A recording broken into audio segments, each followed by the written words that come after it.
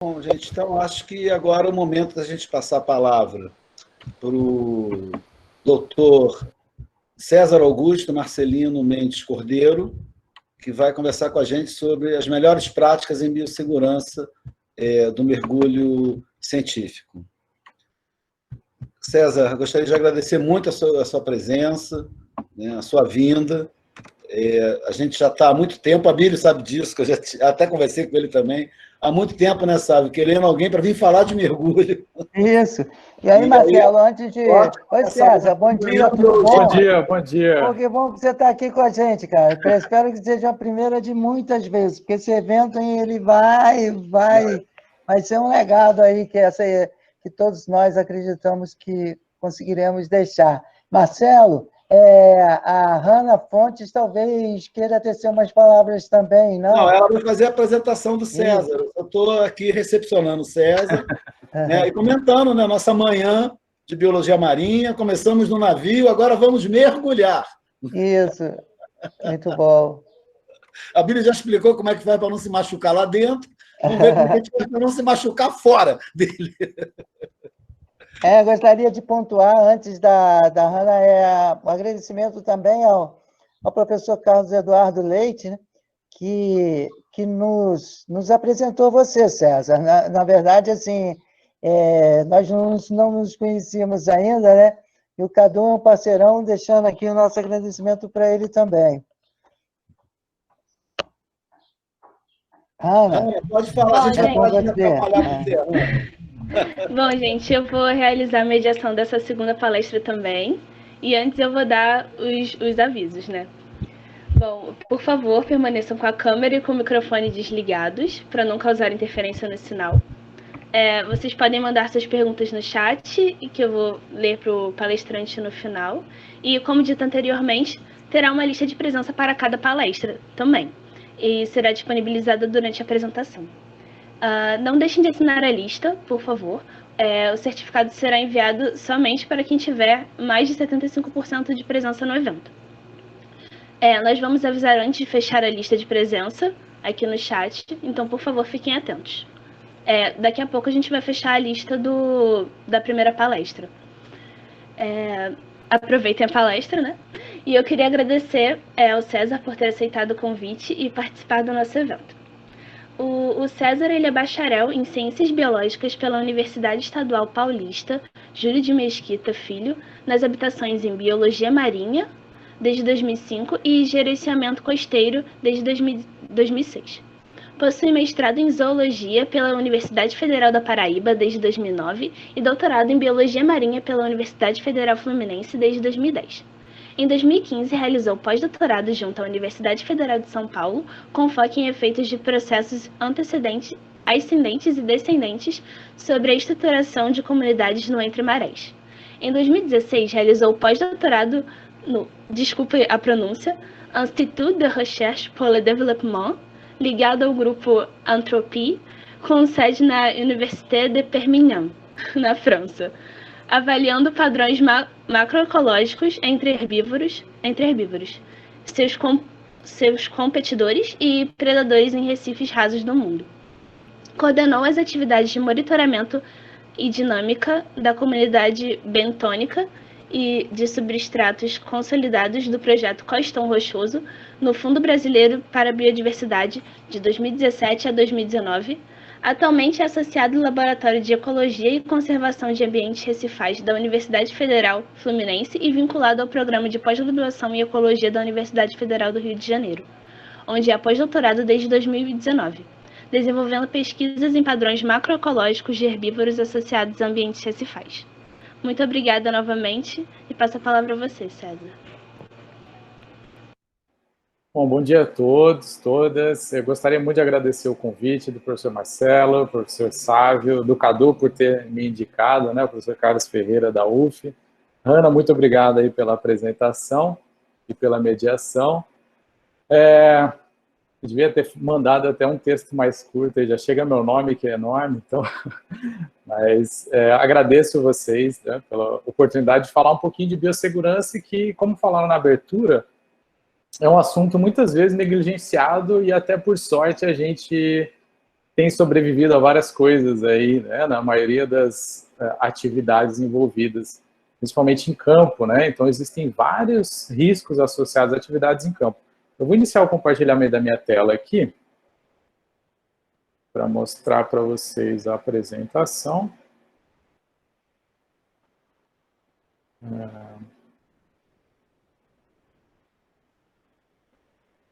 Hanna, só confirma para mim, por favor, se vocês já estão vendo o primeiro slide. Tá ótimo. Tá, assim como o professor Abílio falou, eu não sou um especialista também, né, em biossegurança do mergulho, então, mas eu sou instrutor de mergulho recreativo. Então, na formação do instrutor, a gente aprende muito sobre segurança, né? Então, o mergulho, na verdade, ele é uma série de regras de segurança. Então, quando você aprende a mergulhar, você tem um treinamento que é justamente para lidar com um novo ambiente, que é o ambiente subaquático. Então, tudo que se aprende nos cursos de mergulho é o como utilizar esses equipamentos. Então, como vocês estão vendo aqui na foto, então é um ambiente diferente, então a gente precisa de uma série de equipamentos para poder estar já nesse ambiente, e a grande maioria desses equipamentos é para dar segurança, para a gente conseguir descer e subir com vida. Então aqui tem o suprimento de ar comprimido, que vai nesse tanque, geralmente fica nas costas. Eu vou mostrar algumas outras fotos para vocês de outras disposições. E a gente vai ter um colete aqui que equilibra, para a gente poder ficar sempre numa posição adequada, e também na coluna d'água, né, como o efeito da gravidade é menor, é quase nulo ali, a gente então tem que controlar essa altura na coluna d'água. A gente usa esse colete equilibrador.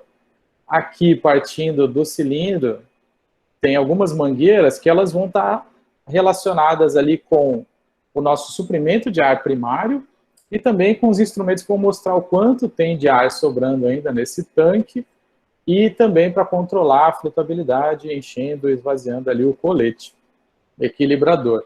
E, além disso, a gente tem a máscara, que é o que vai permitir a gente enxergar dentro desse outro ambiente, para ter esse espaço de ar, né? A gente não consegue enxergar diretamente com a água nos olhos, a gente precisa ter um espaço de ar, e para isso que serve a máscara.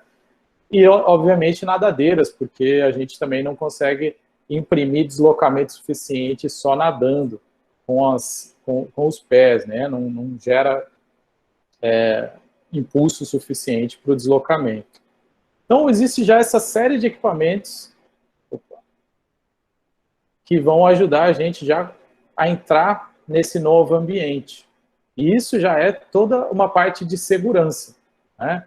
Então, dentro aqui da palestra, eu vou falar um pouquinho de normas vigentes do mergulho, de segurança do mergulho, né?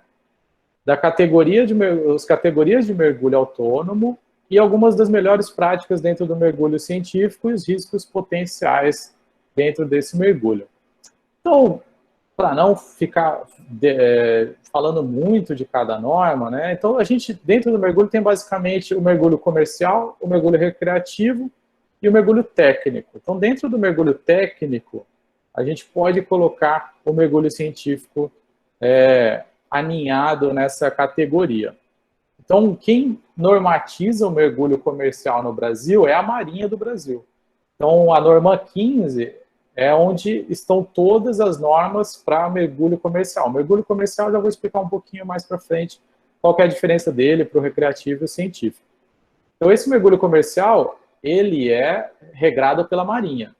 O mergulho recreativo, ele inicialmente foi regrado pela Marinha, mas existem já normas internacionais, mas não existia uma norma nacional para regrar o mergulho recreativo. Então, a partir de 2019, foi criado um projeto de lei, que já vinha tramitando aí desde 2012, mais ou menos. Então, e ele culminou com essas 3 normas ISO para regrar o mergulho recreativo no Brasil. Então, aí existem uma série de normas que estão descritas na ABNT. Então, as operadoras de mergulho recreativo, elas têm que seguir essas normas da ABNT agora.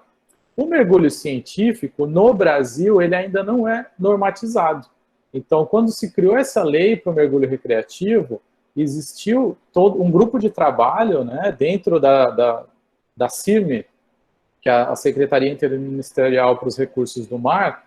Existia um grupo de trabalho desde 2014 discutindo essas normas e possíveis padrões de treinamento para o mergulho científico, justamente separando os riscos a mais, né, e as habilidades necessárias a mais do que um mergulho recreativo ou diferenciado de um mergulho comercial.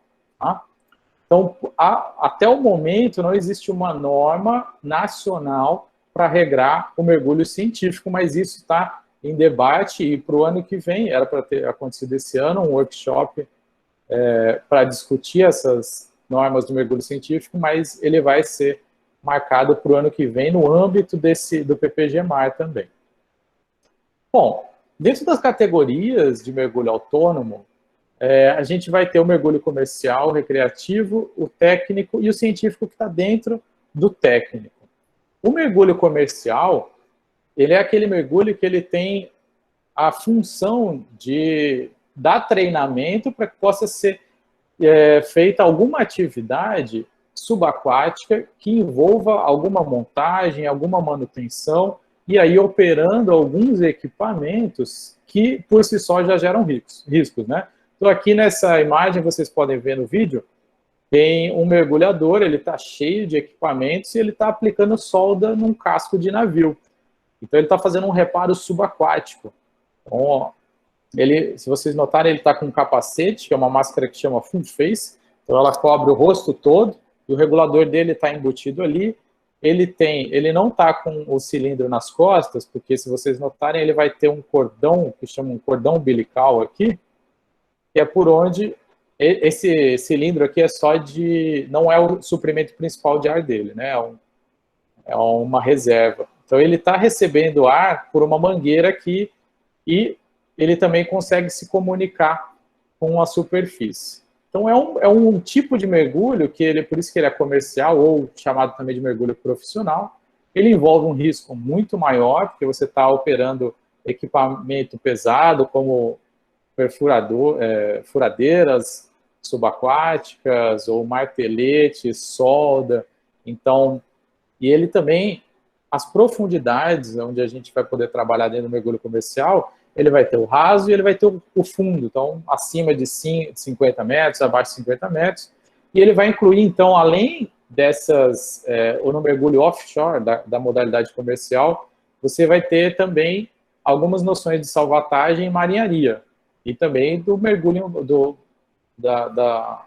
de serviço embarcado, como o professor Abílio já falou, né? Então, você vai somando normas de segurança e outras regras junto, porque aí você está adicionando também uma outra atividade.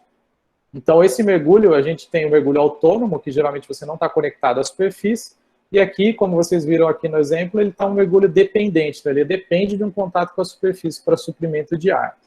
É um mergulho geralmente muito extenuante, então existem algumas normas para condicionamento físico, quando você faz o curso, que leva mais ou menos 320 horas, e é um curso caro, justamente porque é feito para ter aplicação comercial. O mergulho recreativo é esse mergulho até considerado uma categoria de esporte. Então, ele é uma finalidade de lazer e contemplação. Então, esse mergulho a gente tem diversas categorias, diversas modalidades, aí o básico, o avançado, o resgate. Eu coloquei aqui para vocês terem uma ideia de qual que é o tempo, mais ou menos, de formação que você pode ter. Assim como nas atividades embarcadas, existem alguns cursos que você vai fazer de segurança. Então, o mergulho é basicamente, mesmo que seja recreativo, você aprende normas de segurança, como lidar com situações num ambiente diferente. Então, o mergulho básico vai te capacitar a mergulhar até 18 metros inicialmente, depois até com alguma experiência até os 30, o avançado já permite um mergulho mais profundo, mergulho noturno.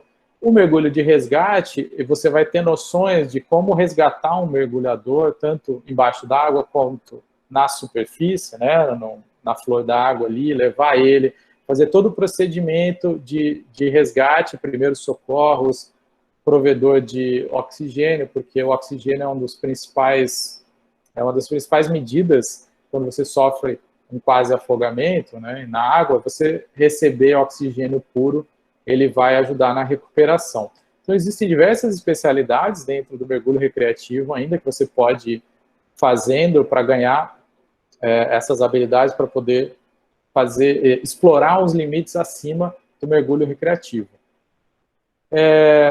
O custo em horas, né? Então, esses custos vão, se você vai do básico até o resgate, mais ou menos, você vai gastar aí umas 100 horas de treinamento, em torno de R$4.000. Por que eu estou falando isso do custo? Para vocês verem que não é apenas aprender as normas, existe um treinamento para que essa norma ela passe a ser... o treinamento é para você executar uma atividade, executar uma habilidade sem que você tenha que refletir muito sobre aquilo. Então, numa situação de emergência, você tem que estar habilitado a responder aquilo, mas também a planejar em cima dos riscos potenciais. Bom, o mergulho técnico, então, ele vai ser um passo além do mergulho recreativo. Então, aqui vocês podem ver, nessa imagem, que os mergulhadores já possuem outros equipamentos. Então, eles estão aqui com cilindros adicionais presos ao corpo. Esse daqui está com 2 aqui nas costas, e mais 3 presos ao colete. Eles têm aqui pranchetas para anotação, carretilhas. Então, uma série de acessórios que vão aumentar a segurança desse mergulho. Porque o principal é o suprimento de ar. Então, você embaixo d'água depende de ter ar para respirar. Então, esses daqui, isso é a característica de um mergulho profundo, então você vai passar muito mais tempo embaixo d'água, vai precisar de bastante suprimento de ar. Nesse mergulho técnico, geralmente é para ir além das especialidades do mergulho recreativo. Então, aí é um mergulho profundo, abaixo de 40 metros, e aí você pode se especializar para fazer mergulhos até mais de 100 metros. Hoje em dia, o recorde é de 340 metros, mais ou menos, de profundidade, um mergulho autônomo. Existe um mergulho descompressivo. Então, quando a gente entra na água, a gente respira ar normal, né? O ar da superfície tem 70% mais ou menos de nitrogênio. Esse nitrogênio acumula nos nossos tecidos quando a gente vai indo para baixo d'água por causa da pressão, né? Então, aumenta a pressão parcial e ele é absorvido nos nossos tecidos. Quando a gente vai subindo, a gente vai expelindo esse nitrogênio que estava dissolvido, né, no sangue, nos músculos, a gente vai expelindo ele. Né? Assim como numa garrafa de refrigerante, ele fica com o gás preso no líquido, a gente não enxerga a bolha, só até abrir.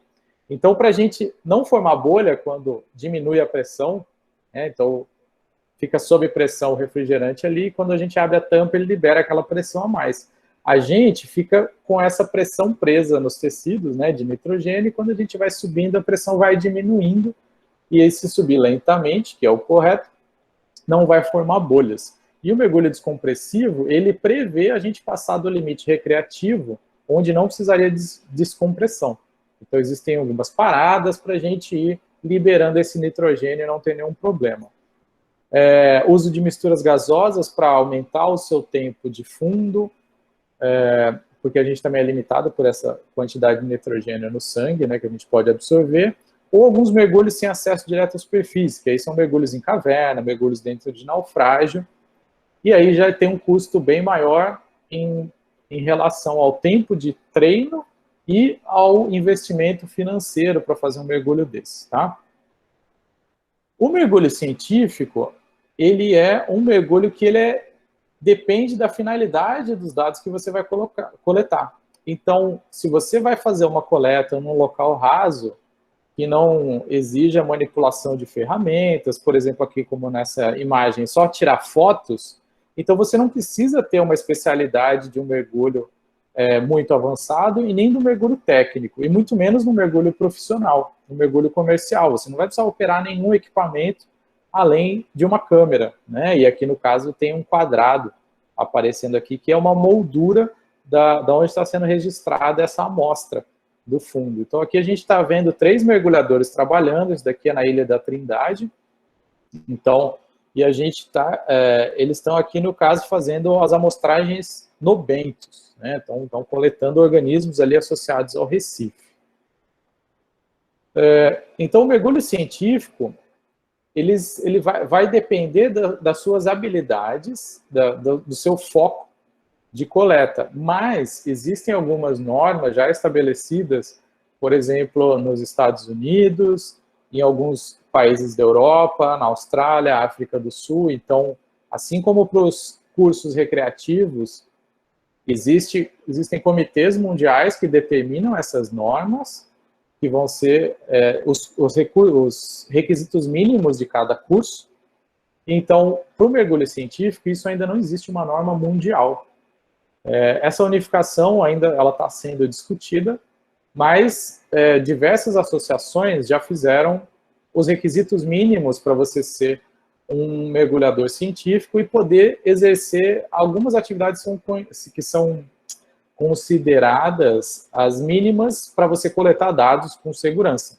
Então, isso seria, dentro dessas normas aqui, tanto da europeia, australiana, norte-americana, seriam as habilidades equivalentes ao mergulhador de resgate. Então, seria um mergulhador recreativo que tem um curso avançado, e aí vai incluir navegação subaquática, mergulho profundo até 40 metros. Navegação subaquática, mergulho embarcado e também busca e recuperação. Então, são habilidades que geralmente você vai precisar ter, talvez não utilize diretamente, mas para o seu planejamento, né? Eu vou falar um pouquinho mais para frente, de possíveis ocorrências dentro do mergulho, então você tem que estar preparado para prever isso, e dentro da formação de mergulhador de resgate, ou rescue diver, que são aí aproximadamente 100 horas de curso, você vai ter essas noções de segurança para poder executar as atividades do mergulho científico em águas rasas, que é a grande maioria das coisas que são feitas. O principal ponto dentro do mergulho científico é o planejamento. Então, ainda não existem normas em relação à inclusão do planejamento, além do planejamento do mergulho, e não o planejamento de campo, né? Então, a gente sabe que para trabalho de campo existe um planejamento que vai muito além da atividade em si de campo. E tudo isso tem a ver com a segurança da atividade. E então, apenas nas normas europeias que está previsto isso, né, na norma australiana também, do planejamento da atividade toda científica. A norma americana ela é um pouco menos abrangente. Mas, da norma europeia, por exemplo, alguns países adotam uma parte um pouquinho mais, um pouco mais rígida em relação às técnicas de amostragem que são ensinadas nesses cursos de mergulho científico, então até levando em alguns níveis você se equiparar a um mergulhador comercial, então poder realizar solda, montagem de estruturas e etc. Enquanto que outros levam só em conta essas realizações de fotografia, coleta de pequenas amostras, que é o que eu vou mostrar aqui para vocês um pouquinho. Então, dentro das atividades mais comuns que a gente faz nesses mergulhos rasos, que vão dentro dos limites do mergulho recreativo, que aí até 30 metros, no máximo 40, né? Existe aí a habilitação até 40 metros. Então, é a grande parte dos mergulhos que a gente faz aqui, pelo menos no Brasil, mas no mundo também, né? De acordo com esse autor. Então, mais de 95% dos mergulhos, eles são realizados acima, né, dos 30 metros. Então, de 0 a 30 metros, e em locais costeiros. Então, são atividades que não exigem um treinamento tão grande, mas o resgate, as habilidades de resgate, elas são necessárias também de navegação, para a gente poder, às vezes, cair num local que não é muito conhecido, ainda não é um Recife mapeado. Então, você vai ter que saber como explorar aquele ambiente para coletar suas amostras, além de o que um mergulhador recreativo faria, que é só para visitar. Então, você, além de visitar, você vai estar trabalhando ali, recolhendo amostras, fazendo registros. Então, por isso que existe aí uma recomendação para ter essa formação de mergulhador de resgate também, porque se algo acontecer, vocês vão ter que subir e aí fazer toda a operação de resgate. Eu vou detalhar um pouco mais lá para frente. Então, as atividades mais comuns seriam essas, assim, de fazer um registro de fotografia ou vídeo. Então, aqui mostrando uma mergulhadora. Então, a Carolina, que é lá da USP, estava fazendo um curso em Arraial de amostragem, justamente para poder fazer amostragem nas ilhas oceânicas. Então, esse é um curso que eu fiz com um pessoal. Então, era um curso de treinamento em bentos recifal. Então, aqui ela está realizando fotografia com um suporte. Então, a gente tem aqui a moldura e um suporte para a câmera, para sempre estar com as amostras estarem no mesmo tamanho, a mesma posição. E tem até uma iluminação aqui auxiliar. Também existem atividades de filmagem, que também são muito comuns. Então, aqui é uma câmera GoPro. Então, ela está filmando ali, então você não tem um peso muito grande, isso daqui é um peso de 1 kg, então você já não precisaria ter uma habilidade muito grande ou utilizar um lift bag, né, que é uma boia que a gente usa, ela infla embaixo d'água, para poder deslocar grandes pesos embaixo d'água. Também coletas de pequenas amostras, então aqui demonstrando, por exemplo, a coleta de sedimento com corer usando mergulho. Então aqui um corer, esse daqui de PVC, vai ser enfiado ali no sedimento, e depois esse corer ele é levado para a superfície, para ir depois processar essa amostra. Mas esse tipo de habilidade, ele requer uma habilidade apenas do mergulho recreativo, ainda não é um mergulho técnico. Se a gente entrar já num ambiente um pouco além do limite recreativo, que aí pode ser um mergulho aqui, um exemplo do professor Luiz Rocha, né, da California Academy of Science, fazendo mergulho em recifes mesofóticos, e aí entre 70 e 140 metros de profundidade. Então, eles estão mergulhando com aqui um rebreather, que é um circuito fechado de respiração. Então, ele recicla o ar que você respira e vai adicionando oxigênio conforme diminui a pressão parcial do oxigênio. E aqui ele tem também os cilindros que ele vai utilizar na descompressão. Então, aqui eles estão tirando fotos, eles estão também fazendo censos de peixe, contando peixe aí, esse daí, acho que na foto falava que era em torno de 90 metros, né, um paredão, então um recife em torno de 90 metros. Para esse tipo de atividade, o mergulhador precisa ter um treinamento nas regras de segurança que vão permitir ele a visitar esse tipo de ambiente. E também, em alguns casos, a gente tem que fazer a instalação de estruturas, e para isso talvez usar equipamento como uma furadeira hidráulica, ou mesmo uma furadeira elétrica portátil. E aí já é muito mais simples de lidar, você não precisa usar o chamado narguilé, que aí é um mergulho dependente, né? Você vai ter um suprimento de ar vindo da superfície, ou às vezes é necessário fazer um mergulho com um tempo de fundo maior, e aí a gente passa também para esse mergulho descompressivo. Então, essas normas de segurança, elas vão sendo adquiridas de acordo com a necessidade da pesquisa. Tá? Os riscos, o principal risco, né, inicial do mergulho é o afogamento. Então, se você não seguir todas as regras, se você não fizer a manutenção dos seus equipamentos para que não tenha falha, então tudo isso é aprendido durante o curso. Por isso que eu não estou detalhando tanto sobre esses riscos, porque eles vêm associados à sua formação. Tá? Mas o principal risco do mergulho é o afogamento. Né? A partir do momento que a gente entra nesse ambiente aquático, a gente pode se afogar. Mais para frente eu vou falar de alguns outros dentro dessas melhores práticas. Então, uma das melhores práticas aqui, que seriam como a gente se portar melhor, além das regras gerais já do mergulho, que dentro a gente existe já os EPIs do mergulho, e aí eu vou falar de alguns para prática de mergulho científico. Então, a gente tem a roupa, então a roupa de neoprene, a roupa de borracha, mas é uma roupa que ela vai te dar conforto térmico. E dentro da água, a gente perde calor 20 vezes mais rápido para a água. do que para o ar aqui. O ar é até isolante, então a gente perde muito menos calor para o ambiente externo quando a gente está na superfície do que na água. A água, ela acaba roubando muito calor da gente muito rápido. Então, o risco de hipotermia dentro de um mergulho, mesmo numa água considerada quente, de 24 graus, se você tiver uma exposição longa a esse período de mergulho, né, esse contato com a água, você vai entrar em risco de hipotermia. Essa roupa é para te ajudar a diminuir essa perda de calor. Então, ela é uma borracha expandida que vai criar um isolamento. Então, existem roupas secas, roupas úmidas, e cada uma tem uma capacidade de retenção de calor aí.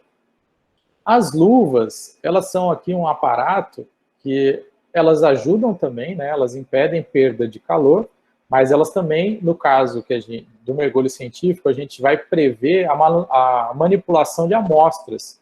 Então, como o Abílio já falou, ali ele mostrou o exemplo de peixes chegando lá, muitas vezes a gente coleta peixe diretamente ali, ou coleta corais, esponjas, e a gente vai ter que manipular. Eu vou mostrar um pouquinho de alguns perigos de manipulação de fauna, nos quais a luva pode auxiliar, por ser uma barreira.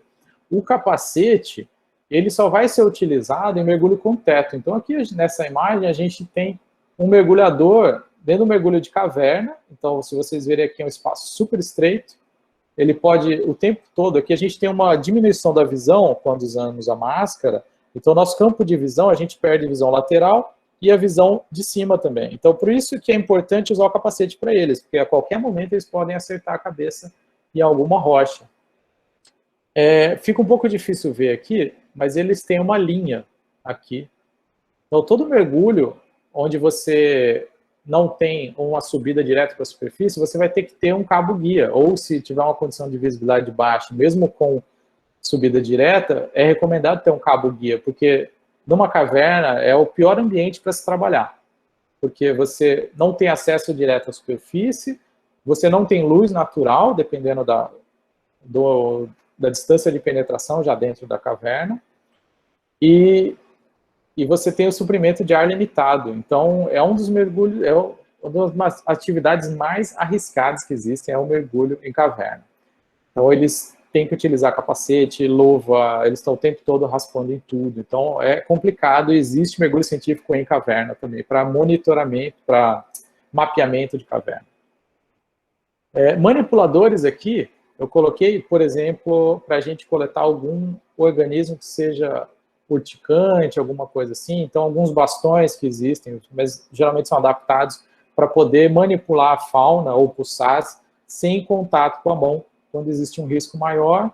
E aqui também sinalizadores, tanto subaquáticos para chamar a atenção dos outros mergulhadores, né? A gente sempre mergulha em dupla, então no mínimo vai ter mais um mergulhador com você, e sinalizadores de superfície, porque, como o Abílio falou, quando você cai na água, fica difícil alguém te observar, né? Então você só é uma cabeça fora d'água. Então, para isso, quando você volta do mergulho, você precisa ter algum tipo de sinalização para mostrar para o barco, né? Para ele poder fazer a sua recuperação, se já não tiver acordado de você voltar até o barco, ou caso você se perca. Então, existem sinalizadores visuais e sonoros que também fazem parte aí do equipamento de proteção individual quando você realiza um mergulho, dependendo se você vai num mergulho num local isolado, existem até EPIRBs, que são emissores de sinal que usam GPS, eles vão passar a sua coordenada para que algum navio possa encontrar. Tá? As regras de segurança gerais do mergulho, elas já prevêem que você controle o seu tempo de fundo, para não ter esse problema de ter que fazer um mergulho descompressivo, né, caso isso não seja o objetivo. Está sempre com aqui o mergulhador olhando para o manômetro, que é o que mostra qual é a pressão que existe ainda dentro do seu cilindro, a quantidade de ar que você tem para respirar. Aqui, um mergulhador fazendo a navegação subaquática, então ele está num recife, ele usa uma bússola subaquática para poder saber como ele está ali se orientando, como ele vai explorar o recife e depois voltar para o barco com essas amostras dele. E o principal também é controle de flutuabilidade. Aqui a gente tem um computador de mergulho que ele mostra o seu tempo de fundo, né? E ele vai te ajudar no controle de flutuabilidade quando você não tem uma referência visual. Então, você tem que manter uma profundidade para fazer uma parada de segurança ou uma parada descompressiva. Se você não tiver um referencial visual, como você fica paradinho na mesma superfície, né? Então, geralmente, a gente usa um profundímetro ou o computador que vai mostrar isso para a gente. Aqui é um exemplo de como é o controle de flutuabilidade. Então, a gente, no ambiente marinho, a gente tem que seguir como todos fazem, né? Então, os peixes estão sempre ali paralelos ao fundo. Então, a gente tem que manter para evitar encostar no fundo, e como aí também, falando de novo do Abílio, que ele já falou, a biossegurança não é só com a nossa segurança, mas também com os organismos aquáticos. Então, a gente evitar causar algum dano aos organismos que estão ali nesse ambiente, né? Não precisa ficar encostando nas rochas, nada disso, para não quebrar coral, para não deslocar nenhum animal. E também para a gente não se machucar, porque existem alguns perigos escondidos ali.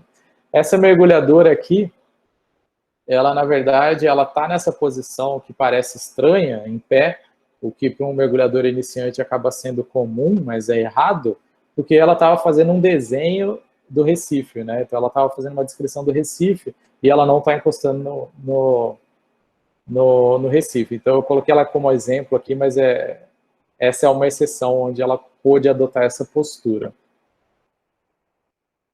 Dentro das melhores práticas também, a gente vai ter esses requisitos do planejamento, que é o planejamento e o registro, para que a gente, se acontecer alguma eventualidade, para ver como ele foi respondida e como isso pode ajudar alguém no futuro também. Isso, a gente tem a parte pré-mergulho, que é o planejamento, e a pós-mergulho, que vai ser o registro no seu caderno de campo ou num caderno de segurança, quando existe aí já um órgão, por exemplo, no nível da universidade, que vai estar concentrando e orientando essas práticas, né? Ainda não existe, mas pode ser um caminho aí seguido por muitas universidades já internacionalmente, e talvez pode ser aí um futuro encaminhamento para a UF aí também. Aqui mostrando uma simulação de um acidente. Então o mergulhador científico ele tem que estar habilitado também a normas de resgate. Dentro das normas de resgate é previsto o planejamento. Eu vou mostrar para vocês como é um plano de emergência para atividade de mergulho. Muitas vezes a gente vai em ambientes que eles demandam um preparo físico um pouco maior do que uma atividade recreativa. Então, dependendo da necessidade do seu trabalho, você vai ter que ter uma aptidão física compatível ou alguma ferramenta que te dê essa aptidão. E o treinamento naquela técnica que vai ser aplicada ao seu objetivo. Dentro do plano de atividades que a gente faz no planejamento do mergulho, é que entra a avaliação de riscos. Então, nessa avaliação de riscos, a gente vai prever, além desses riscos inerentes ao mergulho, de afogamento, né, de depressão de ar, esse tipo de já previsto do treinamento de mergulho, a gente vai ter que prever riscos inerentes aí à manipulação do tipo de amostra que a gente está fazendo, ou se exige alguma ferramenta específica, e essa ferramenta, se você está usando, por exemplo, uma furadeira hidráulica, então você precisa saber operar a furadeira hidráulica, que pode existir um vazamento, isso vai te causar pode causar um ferimento embaixo d'água, e para isso você vai ter que ter comunicação com a superfície, para reportar qualquer problema. Então, tudo tem que estar dentro da avaliação de riscos. Você vai ter que também, como dive leader, né, como responsável ali por aquela atividade de campo, você vai ter que também conhecer os integrantes da sua equipe, né? A gente sempre mergulha em dupla ou em trio, aí isso está dentro das normas do mergulho. O mergulho solo, que é um mergulho técnico, existe um mergulho solo, então você recebe aí um treinamento para poder executar atividades estando sozinho no mergulho autônomo embaixo d'água. Isso existe, mas requer treinamento. Então, a pessoa que é responsável pelo trabalho de campo, pela equipe, ela tem que estar habilitada também limitar os seus integrantes, conhecer o treinamento que eles têm e limitar as atividades deles. Tá? Isso é uma das coisas que não é muito comum aqui no Brasil, porque a gente ainda não tem essa normatização, mas fora, em alguns países da Europa, você precisa ter um curso de formação de dive leader. Mesmo que você não vá mergulhar, alguém tem que ser responsável pela equipe e tem que saber todas essas limitações. E também o seguro, porque é uma atividade que tem vários riscos inerentes e você precisa ter um plano de emergência para fazer algum resgate caso necessário. No Brasil e no mundo, a DAN, que é o Divers Alert Network, é uma associação sem fins lucrativos que faz o seguro de mergulhadores, tanto recreativos quanto para pesquisa, né? Que na verdade a gente ainda é classificado como mergulhador recreativo. O mergulho comercial, ele tem outras seguradoras e tem outras seguradoras fora do Brasil, mas a DAN é a maior. Então a DAN, se você é segurado pela DAN, você consegue solicitar um resgate, seja no meio do oceano, eles vão te orientar a qual é o socorro médico mais próximo e quais são as etapas que você vai ter que cumprir até chegar esse socorro. Embora você, mesmo que você não tenha essa formação de mergulhador de resgate, mas dentro do mergulho científico é altamente recomendado você já ter para poder fazer esse planejamento e atuar em alguma emergência. Bom, esse aqui é um plano de emergência.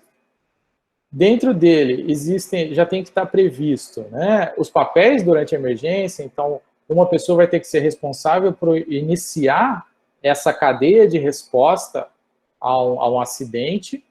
Quais são as ações necessárias dessa resposta e e dentro dessas ações é como acionar o resgate, como levar até o socorro médico e como prestar primeiros socorros até chegar ao socorro médico.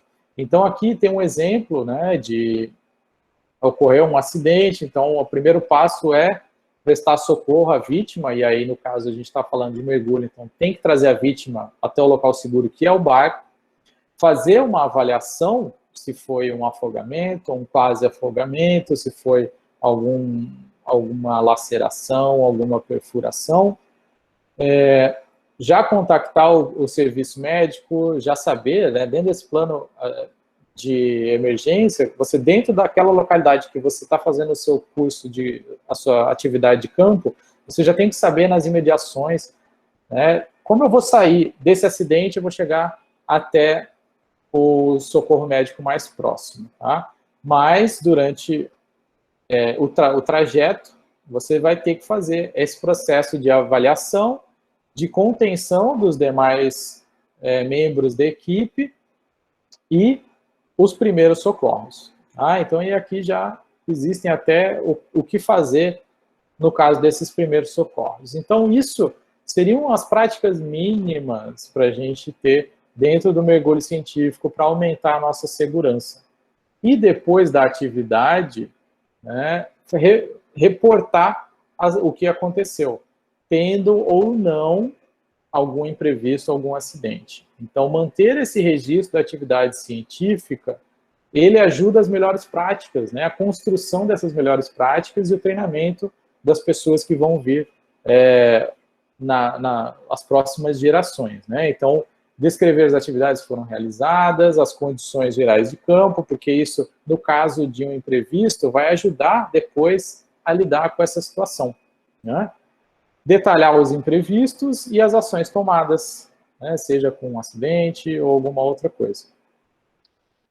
Bom, eu vou falar um pouquinho dos riscos potenciais. Então, o Abílio já falou bastante dos riscos do mergulho embarcado. Então, a grande maioria dos mergulhos que a gente faz aqui no Brasil, eles são embarcados. A gente tem pouquíssimos mergulhos que a gente sai da costa a pé e consegue ali realizar o trabalho de campo. A maioria a gente tem que entrar no barco e fazer.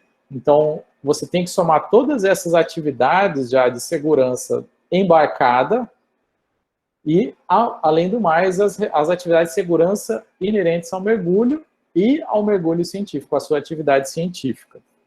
Então, e a principal delas aqui, para o mergulho, é controlar o seu limite de tempo de fundo. Então, é planejar o seu mergulho.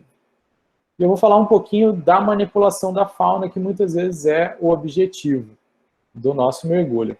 Todo mergulho embarcado, eu vou só pontuar aqui, como o Abílio já falou, né, fez uma excelente apresentação de insolação, problemas com objetos soltos, né, a embarcação mesmo que se mexe, então isso pode levar a quedas, e também o enjoo. Muitas vezes a gente pode fazer uma viagem de mergulho, né, assim como você pode passar dias, 40 dias embarcados para só atividades utilizando ferramentas, sem entrar na água, mas existem atividades, eu já fiz alguns cruzeiros exclusivos para mergulhar, então a gente passa aí 20 dias mergulhando todo dia. Então, para isso, preciso controlar muito bem meu tempo de fundo, porque o nitrogênio, ele sempre fica um resíduo, mesmo depois quando a gente volta do mergulho, a gente continua expirando, né, exalando esse nitrogênio residual, mas em mergulhos repetidos, o planejamento é diferente, né, para longos períodos, e aí a gente tem todo esse problema de estresse, de extenuação, enjoo, alimentação, tudo que já tem no mergulho embarcado, e a gente ainda tem que pensar no planejamento do mergulho também. Bom, o limite de tempo de fundo é o que vai levar à doença descompressiva. Então, esse nitrogênio, quando a gente volta muito rápido, e ele acaba formando bolhas. Então, ele pode formar bolhas nas juntas, e aí a gente tem formigamento, depois tem que ir para uma câmara de descompressão, e aí passar um tempo lá até conseguir reverter esse quadro. Algumas vezes o quadro vai deixar sequelas, mas a doença descompressiva, ela dentro do mergulho científico, que foi apontado aqui nesse estudo que eu deixei aqui depois, eu posso passar a referência completa, ele viu que o mergulho científico ele é mais seguro que o mergulho recreativo, do que o mergulho técnico e o mergulho comercial. Então, os casos de doença descompressiva, que é você exceder o tempo de fundo e não fazer os procedimentos corretos para voltar à superfície, ele é menor do que 1 a cada 10 mil casos. Então, esse foi um estudo que pegou mais de 1.400.000 mergulhos, né, e observou que o risco dentro, né, do limite de tempo de fundo para mergulho científico é baixíssimo.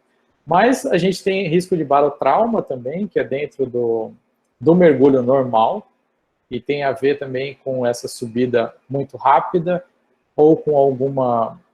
A gente tem espaços aéreos, né, tanto no ouvido, quanto aqui nos sinos nasais. Então, se a gente tiver alguma obstrução, o corpo não consegue equalizar, e aí esse ar comprimido ele vai causar dor, e ele pode causar algumas outras sequelas também. Mas, mais uma vez, isso é um risco inerente do mergulho, não é só do mergulho científico. E a hipotermia, ela também é um risco inerente ao mergulho. Bom, quando a gente está manipulando fauna, então a gente vai ter alguns riscos a mais. E aí também o Abílio falou um pouquinho no final, eu vou detalhar só um pouquinho aqui também, para não me alongar muito. Então, levados aí a traumas e lesões, então que aí incluem cortes, lacerações, perfurações, queimaduras, que na verdade eu vou mostrar para vocês são envenenamento também, e o envenenamento direto. Aqui a gente só está falando da parte marinha, né? Mas eu coloquei 2 exemplos aqui da raia de água doce e de piranha, por exemplo. Então existem potenciais acidentes com esse tipo de fauna que nunca foram registrados para mergulho, nem mergulho científico, né? Então, mas elas são muito comuns, são riscos, né? São nos rios, nesse caso. Então, esse daqui foi um pescador, que foi pegar a piranha e ela mordeu o dedo dele, mas existe também essa raia Potamotrigon, que ela é exclusiva das Américas, né, da América do Sul. Então essa família de raias de água doce, ela tem um ferrão muito grande em relação à cauda dela, e ela está invadindo aqui a região sudeste, né, os rios, ela já está ali no centro-oeste, e ela pode causar acidentes, e essas lacerações, gerar lacerações, e ela também tem uma fauna, uma microbiota associada a esse ferrão que é muito agressiva, né, nesses ferimentos. Mas é só um risco potencial que é baixíssimo, nunca foi registrado, mas existe para quem for trabalhar em ambiente de água doce, mas em água turva, então você precisa encostar na raia para ela te ferroar. Então o risco existe, mas é muito baixo. Então, o professor Vidal também, como já pontuado pelo Abílio, ele é da Unesp de Botucatu, e ele tem esse livro que chama Animais Aquáticos Potencialmente Perigosos do Brasil. É um livro de 2005, se eu não me engano, não foi reeditado, então é muito difícil de achar. Então ele mostra acidentes mais comuns e como tratar esses acidentes com fauna, mas isso é com fauna aquática. Mas não necessariamente com mergulho científico. Então ele pegou a maioria com turistas e pescadores, né, que isso aconteceu. Mas são riscos potenciais para quem vai manipular fauna como nós. No Brasil, a gente tem pouquíssimas espécies agressivas que têm um risco maior, né? No mundo existe crocodilo de água salgada, existem peixes porcos grandes, de 5 quilos, né? O Titan Triggerfish, eles são agressivos. Existem algumas espécies de invertebrados, são um pouco agressivos. Tem a lula de Humboldt, que é enorme. Mas no Brasil a gente não tem quase nenhuma espécie agressiva. A nossa espécie mais agressiva dos recifes aqui é o Stegarcis fuscus, que é uma donzelinha de 13 centímetros. Então a gente tem pouco risco, né? Riscos de laceração podem ocorrer por algumas espécies que têm essa dentição um pouquinho mais afiada, algumas barracudas, moreias, e essas espécies de tubarão, elas são as mais associadas a acidentes aqui no Brasil, que é o cabeça chata e o tubarão-tigre, mas esses acidentes não foi nenhum nunca registrado com mergulhador, tá? Geralmente, com barracuda e moreia, é só quando existe uma manipulação, quando você entra no território desses animais. Os tubarões, a gente tem casos, mas aí só com banhistas, né, em Pernambuco, ali na Boa Viagem, então é bem pontual, a gente não tem... tiveram alguns recentes lá em Noronha, mas também nada com mergulhador. Então o mergulho científico é muito seguro em relação, né? Existe um risco muito baixo de interação com esse tipo de fauna que vai gerar alguma laceração, alguma de grande dimensão, né? Que vai gerar hemorragias. Para a gente é muito mais comum ter acidentes com cracas e ostras, pequenos cortes, ou para quem às vezes tem que manipular peixe embaixo d'água, né, sofrer alguns cortes por causa dos raios de nadadeira, ou nesse caso aqui, né, nesse peixe cirurgião, então ele vai ter essa protuberância óssea aqui, que ela é altamente cortante. Então, se você for manipular um peixe desse embaixo d'água e ele se debater, você pode sofrer um corte, mas estiver usando luva, o risco é baixo. Então, a maioria desses riscos, ele é de contato passivo. Então, é quando a gente encosta no animal. A gente também tem a tamburutaca, que é um crustáceo, né? Vocês já devem ter visto em algumas documentários de vida animal. Então, ele tem o soco mais rápido, né, do reino animal, e ele tem essas garras afiadas. Se você estiver do lado da toca dele, pode ser que ele tente tirar esse potencial invasor. E o mesmo acontece com o ciris, né? Ele tem aquela aqui, você pode sofrer algum beliscão se você estiver próximo ao território, principalmente quando tiver um organismo ali em época reprodutiva. Os ouriços, eles não são comuns também de acidentes com mergulhador, porque eles estão geralmente na área mais rasa, mas acontece sim. Aqui também são registros, mas de banhistas, então no pé. Então, geralmente, no mergulho, eu trabalhei com ouriço durante a minha tese. Então, eu tive espinho de ouriço no braço, no cotovelo, na mão, no joelho, na cabeça, só não tive no pé. Mas porque eu mergulhava em locais assim, né, com batimento, então... Mas eu também utilizava capacete, eu utilizava joelheira, cotoveleira. Então, a gente usando o EPI diminui muito o risco. Então, essas perfurações aqui vão deixar os espinhos e aí você vai precisar remover aí com auxílio médico. Alguns outros elementos da fauna, aí como vermes de fogo, algumas esponjas, eles têm espículas que vão causar irritação na pele se você acabar encostando por acidente ou se você estiver coletando esse organismo e estiver manipulando sem o devido equipamento de segurança. Então vai gerar aí alguma reação alérgica. As queimaduras por água viva e também por corais, aqui a gente tem o coral de fogo, o coral cérebro, a gente chama às vezes de queimadura, mas na verdade são envenenamentos. E esses organismos, eles têm algumas células urticantes, que aqui elas são obras da evolução, que são altamente efetivas para a captura de alimento. Então elas disparam quando sob pressão, né, mas ela pode ter um disparativo também, mas geralmente quando a gente encosta, essa célula dispara e ela vai disparar esse espinho, um flagelo lá dentro, vai injetar uma toxina, por isso que fica ardendo. Então são milhares de células. Isso, né, aqui são corais e corais de fogo, que eles são parentes próximos aqui das caravelas, que são muito comuns também de causar queimadura. Quando a gente está mergulhando é muito difícil, porque elas ficam na superfície, mas às vezes voltando à superfície a gente pode ter um encontro com caravelas e medusas, e aí se queimar nas partes que não estão cobertas pela roupa, né? Às vezes aqui ao redor da boca, às vezes acontece.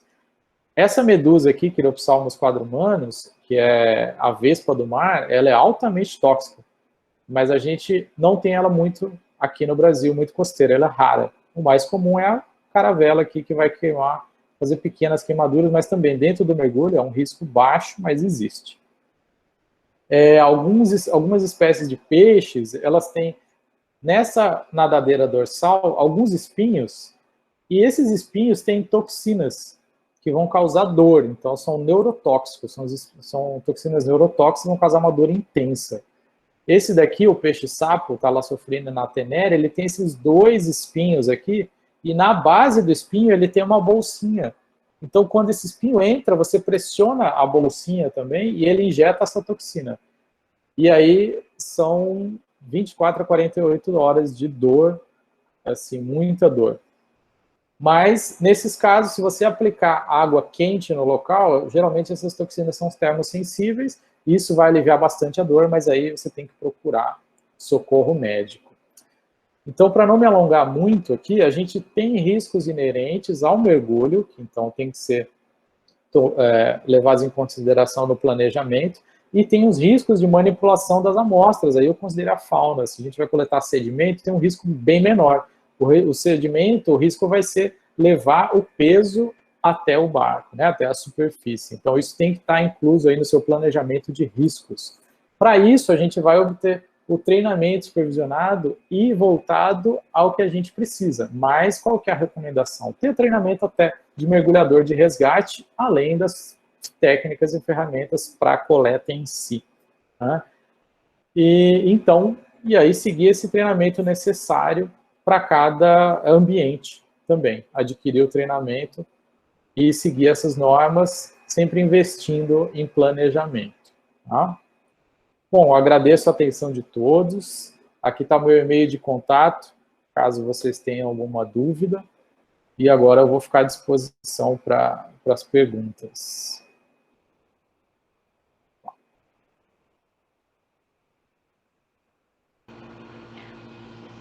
Oi, César. Muito obrigada pela palestra. Foi ótimo. Muito bom mesmo. Tem vários elogios aqui no chat. E nós temos 2 perguntas aqui. Uma da Andressa Souza Martins. Ela perguntou: por que não pode se posicionar de pé? Acho que ela estava se referindo ao mergulhador, né? Tá, isso quando a gente fica em pé, a gente perde um pouquinho do empuxo, né? Igual o navio. O navio, quando está na superfície da água, então você tem um pouquinho de... Você melhora a sua flutuabilidade não estando em pé, né? Em pé é uma nossa posição natural de bípede, de caminhar. Mas quando a gente está se deslocando na água, você em pé, você tem uma resistência da água maior, né? Então ali a gente tem que estar hidrodinâmico. Então a menor resistência da água vai ser quando a gente estiver ali paralelo ao fundo. Então mantendo ali a gente mantém a flutuabilidade horizontal. Então essa é uma questão de natação, e também se a gente se mantém paralelo à superfície, né, e ao fundo, evita que a gente toque o fundo também. É muito mais fácil, a gente vai ter o fundo próximo ali ao olho e a gente não vai encostar em nada, nem prejudicar a vida aquática e nem se acidentar. Perfeito, muito obrigada. Tem mais uma pergunta aqui do Marcelo Cardoso da Silva Ventura. Ele perguntou: o senhor pode explicar os casos de efeito aqualung? Efeito aqualung? Não sei se eu estou a par desse termo de efeito aqualung. Marcelo, você quer talvez me dizer? Eu não sei se aqualung ele está querendo dizer alguma coisa com algo relacionado a um barotrauma pulmonar. Talvez você... Hanna, talvez fosse... Oi, César, parabéns. Talvez fosse abrir o microfone para quem perguntou, para explicar melhor, dar essa... Porque parece que esse efeito aqualung é uma terminologia que talvez seja muito pontual, específica. A pessoa que perguntou pode abrir o microfone.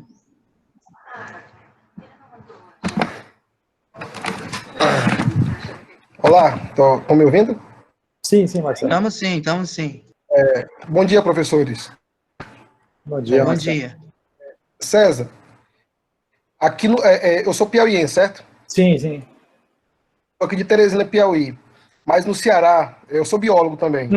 E Instituto Federal, do IFP. Aí no Ceará... Muito bem-vindo, Marcelo. Oi, beleza? Muito bem-vindo. Eu tive a costa, né? E lá os pescadores os catadores de lagosta, sim, né? Estavam falando a respeito de um efeito que eles sofrem bastante, né? Essa condição toda que você mostrou aí dos equipamentos, dos EPIs, e lá eu vi, eu até cheguei a ver um rapaz lá numa situação de hospital com uma dificuldade muito grande, né? Até de perder a perna. Aí eu queria que você fizesse um pouquinho, se você puder comentar um pouco, eu agradeceria. Tá. Bom, agora ficou mais claro. O efeito aqualung é que, às vezes, eles chamam esse equipamento que usam, né, principalmente catador de lagosta, eles fazem um mergulho dependente, né? Então, você desce com... ou eles chamam de aqualung, que, na verdade, não é o termo correto, mas... ou desce com... chama hookah ou narguilé. Então, eles descem com uma mangueira que fica conectada à superfície. Então, o que acontece? Eles têm um suprimento de ar que vem da superfície, e aí eles conseguem ficar muito tempo embaixo d'água. E aí eles vão ultrapassar o limite descompressivo. Então, se eles quisessem voltar para a superfície, eles teriam que fazer descompressão. O que acontece, né, que aí tem muito lá no Ceará, Rio Grande do Norte, né, que são os catadores de lagosta, porque eles vão pegar a lagosta 40, 60 metros de profundidade, né, não está raso. O limite não descompressivo, por exemplo, para 40 metros, é em torno de 12 minutos. Para 60 metros, são 2 minutos. Então, você não pode passar mais do que 2 minutos lá embaixo, senão você vai ter que parar, né, e ficar pelo menos uns 20 minutos a 19 metros, depois você sobe e fica mais 10 minutos a 5 metros.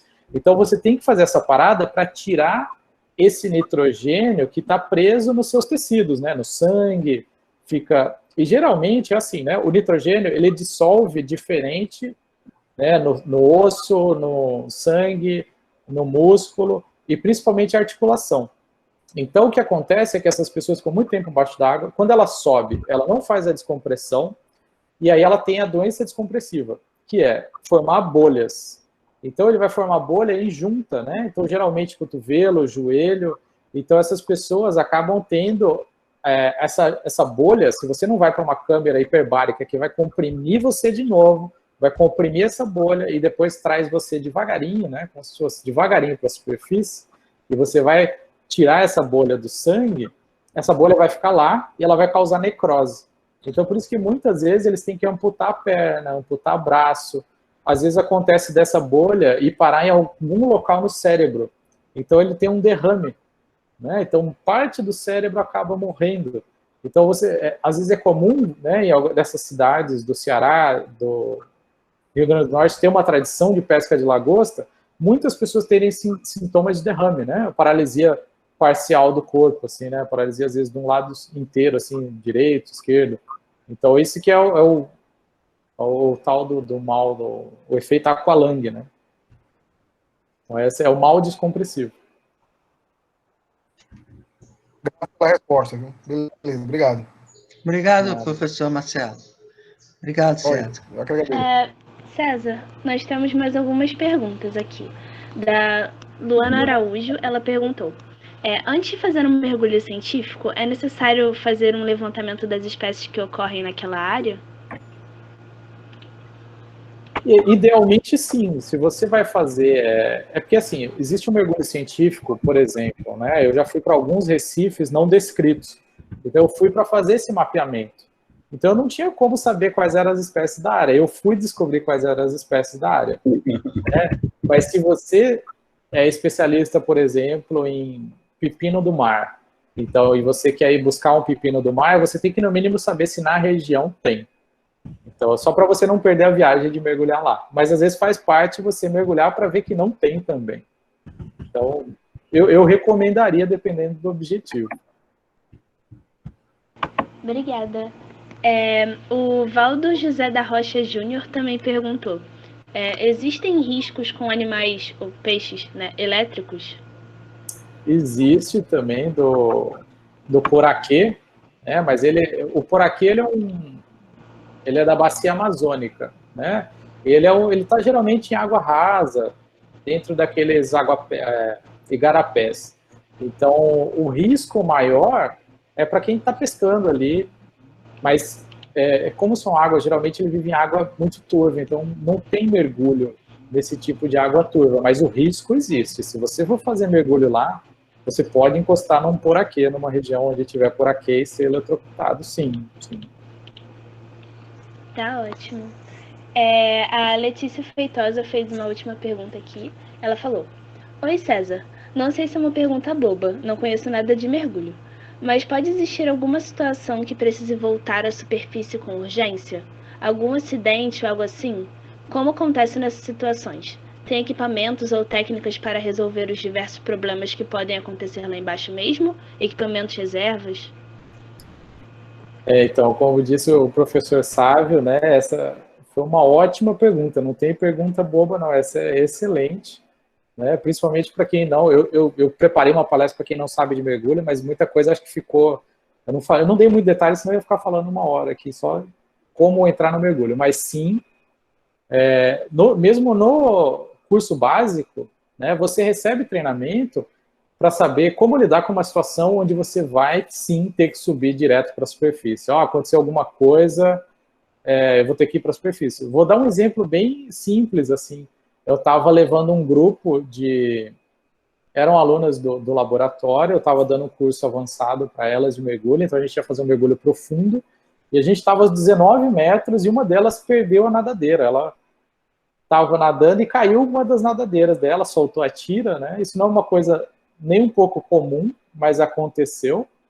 E o que a gente fez? A gente tem que subir, porque ela não tinha um deslocamento correto embaixo d'água, né? Ela não ia conseguir acompanhar os outros mergulhadores, isso põe ela em risco, se ela tivesse alguma outra coisa, e a gente teve que subir, né? Existem, óbvio, outras coisas de você ter falta de ar, né? Acabou o ar por algum problema, você não calculou direito, acabou seu ar, deu algum problema no equipamento, então você recebe treinamento para conseguir fazer uma subida, né, sem ter nenhum risco a mais, tá? Dentro do mergulho de resgate, a gente aprende também a como resgatar um mergulhador inconsciente, por exemplo, se a gente sempre mergulha em dupla, no mínimo, tá? Então, sempre um vai ter que ser o responsável pelo seu dupla. Então, se acontece alguma coisa com a sua dupla, e de repente ele ficou inconsciente, né, 99% dos acidentes que acontecem no mergulho, isso levando em consideração qualquer mergulho, eles são associados a condições de saúde que não tem nada a ver com o mergulho em si, tá? Então, às vezes acontece, a pessoa teve uma parada cardíaca lá embaixo, né, tem muita gente, eu ia passar um relatório, né, da DAN, dessa seguradora, eles mostram lá que tem muitas pessoas que têm IMC alto, tem diabetes, essas coisas, e acabam tendo acidente porque a pessoa teve um infarto e, na verdade, subindo no barco, não foi nem embaixo d'água. Mas se acontecer alguma coisa embaixo d'água, dentro do resgate, a gente aprende a como resgatar a vítima e levá-la até a superfície, e da superfície até o barco, sem aumentar o risco que ela já está correndo, inerente ao mergulho. Então, existem técnicas de como segurar a pessoa da maneira correta, como subir lentamente, para aí você também não ter um problema de doença descompressiva. E tem equipamentos reservas também. A gente tem sempre, no mínimo, um outro regulador, né, outro fornecedor de ar, e dependendo da atividade que você vai fazer, você leva um cilindro extra de ar também, se acontecer alguma coisa. Então, sim, você tem técnicas e equipamentos para ajudar em qualquer situação não inesperada. Obrigada, César. A Letícia Feitosa que falou, muito esclarecedora, obrigada. Nós temos mais uma pergunta aqui também, do Ademir Pereira de Almeida. Ele perguntou: tem muita burocracia no mergulhos em áreas de proteção ambiental, naufrágios e áreas especiais? Eu não vou dizer muita burocracia. Existem algumas áreas de proteção ambiental que, dependendo da categoria, elas têm restrição de acesso. Então, por exemplo, se é um parque, dentro de parque não dentro de parque é previsto turismo. Mas se for uma reserva, dentro da reserva é só pesquisa científica. Então, já existe uma restrição do ICMBio, né, que é em relação ao tipo de atividade que pode ser executada dentro dessa área de proteção. Além dessa restrição, o órgão ambiental ele pode colocar alguma restrição de falar, olha, aqui a gente só permite, né, porque é uma área complicada, então a gente só vai permitir que mergulhadores que tenham um curso de resgate atuem aqui, como, por exemplo, acontece em São Pedro de São Paulo, né, que é uma ilha daqui do território brasileiro que está a 1.100 quilômetros da costa. Então, para fazer mergulho lá, você tem que ser, no mínimo, mergulhador de resgate. Então, existem, sim, você tem que apresentar o planejamento dos seus mergulhos, e isso acaba, é uma burocracia, mas é uma exigência de segurança. Para naufrágios e áreas especiais, aí também, se for área protegida, tem essas normas, se não, você tem que estar capacitado, né? Tem um curso já em mergulho de naufrágio, porque é um ambiente completamente diferente, tem muitos riscos de corte, né? Tudo ferrugem por todo lado, desabamento, você não tem acesso direto à superfície, então existem várias restrições, sim, que não estão muito ligadas, elas podem estar ligadas ao órgão regulador, mas elas também dependem de você, né? De quem tem treinamento e não se colocar em risco. Obrigada. Eu acho que o Marcelo tem uma pergunta também. Eu tenho. A minha pergunta é boba. É boba mesmo, porque é de quem não sabe nada. Eu só fiquei curioso. Como é que é essa bússola subaquática? Ela é magnética mesmo? É tipo um GPS? Como é que é isso? Não, o GPS não funciona embaixo d'água porque ele tem que emitir ondas, né? E quando entra na água, aí a onda dissipa. Ela é absorvida, na verdade, pela água. Então, a bússola é uma bússola normal, só que ela é preenchida com óleo. Porque se a gente preencher ela com ar, quando a gente vai descer, então ela vai ser comprimida. E aí a bússola trava. Então, essas bússolas subaquáticas, elas são igual uma bússola normal, então é uma agulha magnética, né? Ela não é elétrica, ela não tem... Existem alguns computadores de mergulho que têm uma bússola digital, que aí... Mas também ela é baseada no campo magnético da Terra, da mesma maneira, né? Uma agulha que ela vai ser uma agulha magnética, só que ela está dentro de um containerzinho com óleo, porque aí o líquido ele não vai comprimir e a bússola não vai travar, ela continua livre. Eu imaginava que com tanta água em volta atrapalhasse o magnetismo, mas não, né? Não, ela funciona. Não tem nada a ver. Direitinho. Não é uma pergunta boba? Não tem. Não. Excelente palestra, César. Adorei. Eu agradeço muito o convite aí, agradeço as perguntas, foram muito boas também. Tem alguma pergunta a mais, Ana? Não tem mais nenhuma pergunta aqui no chat, não. Tá tudo certinho, tem vários elogios. Tem uma aqui, ó, da Sandra, que ela perguntou se para ser mergulhador de resgate tem que ser do Corpo de Bombeiros. Não, Sandra. Não precisa ser do Corpo de Bombeiros. Para ser mergulhador de resgate, você vai aprender técnicas de resgate dentro da água, né? e vai aprender técnicas de primeiros socorros. Mas você não precisa ser ligado ao bombeiro, nada disso. O bombeiro ele faz resgates na água, né? Mas quando a gente está ali e acontece uma emergência, você tem que responder o mais rápido possível. Porque quanto mais rápido a gente responde, maior é a chance da vítima. E aí sim, depois que você tirou a vítima e você está se encaminhando, aí você pode acionar o bombeiro para te ajudar no resgate. Que aí eles são profissionais de resgate. A gente vai ter um treinamento para resgate. Que bom. Obrigada, César. Muito obrigado. Acho que o professor Marcelo ainda vai fazer algumas considerações, porque ele está coordenando essa parte da manhã, assim, com os palestrantes, né? E eu estou me metendo aqui de bobo, mas para te agradecer, viu? Para reforçar esse agradecimento. Imagina, foi um prazer aqui conhecer vocês e participar do evento aí. Gostei bastante do evento também. Sávio, eu passo a palavra para você, professor Sávio. O senhor, como presidente da comissão organizadora, faço questão que o senhor faça a finalização agora da parte da manhã. Tá joia, Marcelo. Obrigado. Então, eu só queria mais uma vez agradecer o César, o professor Carlos Eduardo também, Ferreira Leite, que o César faz parte, trabalha com ele na equipe. E, enfim, deixar um abraço para todos que estiveram aqui pela parte da manhã e continuamos na parte da tarde.